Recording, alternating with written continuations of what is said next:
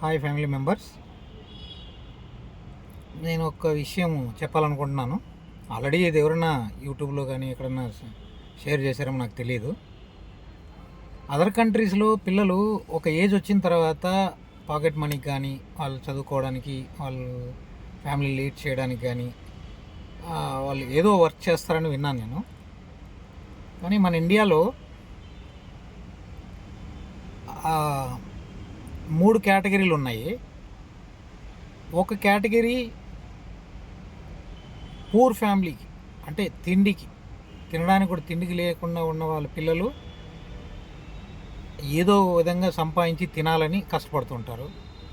బాగా డబ్బున్న పిల్లలు వాళ్ళ కంపెనీల్లోనూ ఇంటర్న్షిప్ లాగానో, లేదంటే వర్క్ నేర్చుకోవడానికో, ఇప్పుడు ఆ కంపెనీని మళ్ళీ లీడ్ చేయాలంటే ఆ నాలెడ్జ్ పెంచుకోవడానికి అయినా వర్క్ చేసి అదే కంపెనీలో డబ్బులు తీసుకుంటూ ఉంటారు. ఈ లో క్లాసు, టాప్ క్లాస్ కాకుండా మిడిల్లో ఉంటారు.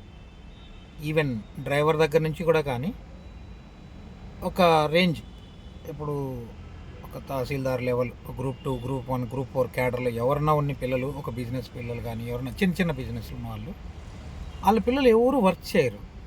ఎందుకంటే తల్లిదండ్రులు వాళ్ళని దగ్గరుండి ఏదో మనమే సాధించి, మనమే సంపాదించి పిల్లల్ని ఒక రేంజ్లో పెడదామని ఆలోచించి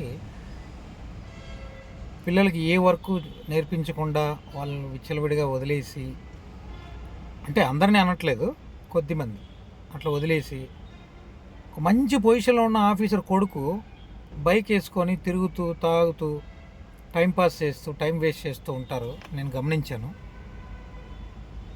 మన ఇండియాలో కూడా మారితే బాగుంటుందని నేను అనుకుంటున్నాను. ఇందులో ఏదైనా తప్పులుంటే కొంచెం నాకు సెండ్ చేయండి.